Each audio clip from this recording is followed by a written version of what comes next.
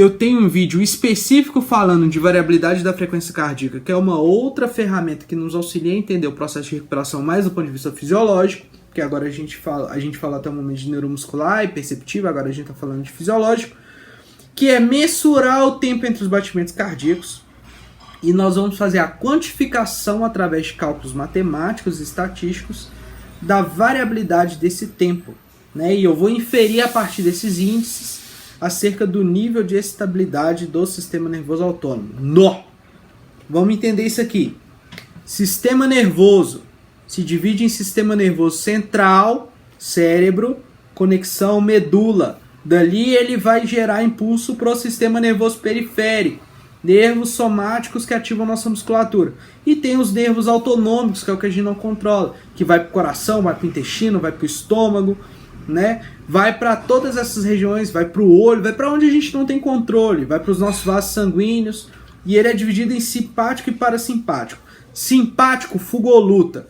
É toda vez que eu preciso aumentar minha frequência cardíaca, que eu preciso aumentar minha pressão arterial para gerar mudança de fluxo sanguíneo, para botar minha atividade, para gerar mais fluxo sanguíneo para a musculatura ativa.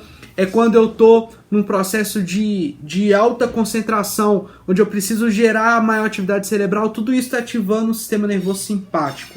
Ele atua de uma maneira cardiovascular, de uma maneira no sistema cardiovascular, de uma maneira através de neurotransmissores e de hormônios, e ele prepara o seu corpo para a atividade, para a fuga ou luta.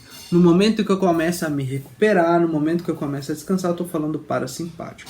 Ele muda o fluxo sanguíneo, ele manda mais para a região esplânica, para a região dos órgãos, é num processo digestivo, é num processo onde eu não preciso ter sangue na musculatura periférica, por exemplo. Estou dando um exemplo rápido para que vocês entendam mais ou menos sobre o sistema nervoso autônomo simpático e parasimpático. Portanto, existe uma parte do meu sistema nervoso que eu não controlo. Só que essa parte do sistema nervoso, ele recebe sinais de todo o nosso corpo, toda a nossa periferia. E por ele receber sinais de todo o nosso corpo, toda a nossa periferia e controlar diferentes órgãos, inclusive o coração, ele pode ser um sinalzinho da resposta do que está acontecendo em diferentes órgãos. E quando eu aumento a atividade simpática e reduzo a atividade parasimpática, eu tenho uma redução do tempo entre batimentos cardíacos, uma resposta de aumento do sistema nervoso simpático, eu tenho uma mudança do tempo entre batimentos cardíacos, né? Eu reduzo a minha variabilidade da frequência cardíaca. Eu sugiro, para entender um pouco mais essa ferramenta, ver o vídeo específico dela, mas o que acontece? A cada batimento, existe um tempo entre batimentos, porque teve um impulso nervoso, contrai, sai sangue. E aí eu tenho um tempo para o outro batimento. Nosso coração não é um metrônomo, ele varia. E essa variabilidade é maior quando eu tenho maior atividade parasimpática, ou seja, uma maior atividade de repouso, quando eu fico mais tranquilo. Quando o atleta está com um acúmulo de carga elevado, essa resposta modifica. No momento onde ele deveria ter uma maior atividade parasimpática, que é no repouso, o simpático fica elevado, o tempo entre batimentos cardíacos fica menor. Então a variabilidade da frequência cardíaca reduz. Aqui é um exemplo de uma análise de variabilidade.